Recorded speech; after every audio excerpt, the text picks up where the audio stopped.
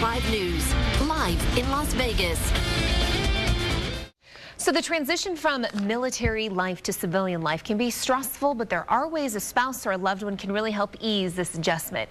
Chaplain and Captain of the U.S. Army Reserves, Lee Escobar, is here with some advice for those who are really struggling. And we know returning from overseas, we can't even imagine how that transition is like, but we were talking that you really help kind of with this financial aspect of helping people kind of get back on their feet again. Yeah, that's correct. One thing that I really found out is one of the biggest stressors is the financial aspect in any relationship or anything that we do here in the United States or around the world. So my goal is to take my successes from being a successful business owner, entrepreneur, and investor, and be able to give that back to our military members who are coming across, who are either retiring or who are coming back from overseas.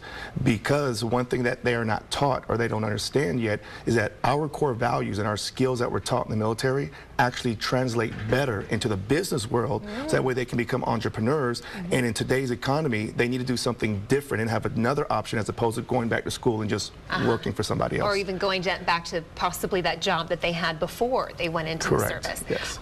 What specifically do you help them with? Is there a point in this that you really have a specific passion about, a certain angle on it?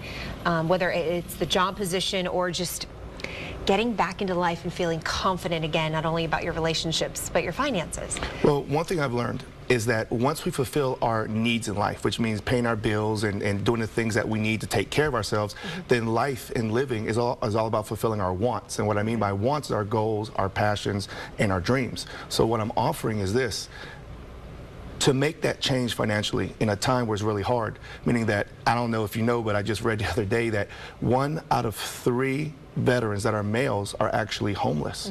And when you have these powerful skills that can translate to the business world, there's 3 things that they really have to focus on in order to make the change. Number 1, evolve. Realize that things are different, times have changed, and then educate yourself on what you don't know, which comes from the evolutionary part. And then after that, what we're taught in the military, just go ahead and execute it, put it into action. Do it. Yes. How important too is family and spouses and something like this? Because a support system is big.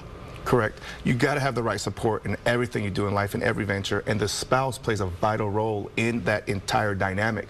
So one thing that I tell the military spouses, and being a military chaplain, one thing I do is a lot of counseling, is number 1, you got to put your goals together. What are our goals? How much money we need? What our plans are? What we're going to do? And then after that, plan it. So how we're going to get there, how we're going to make it happen, and then after that, let's celebrate the milestones. There's nothing like an I love you. There's nothing like going back out to eat, and let's rekindle our love. I really believe in relationships, we should be dating all the time. Shouldn't just get normal. Courting all the time, correct. all the time. And then we just had your website up there also for you.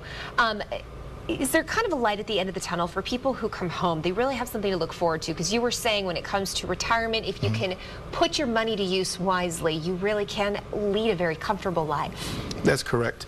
And the biggest thing is this, is that we're not taught how to invest and how to have that better life. We're taught a traditional type of education, which is go to school, get a job, save money, and have enough money for retirement. Well, the rules of money have changed. So now what we have to do is we have to educate ourselves on the non-traditional ways to make money, how to invest, and how to become entrepreneurs.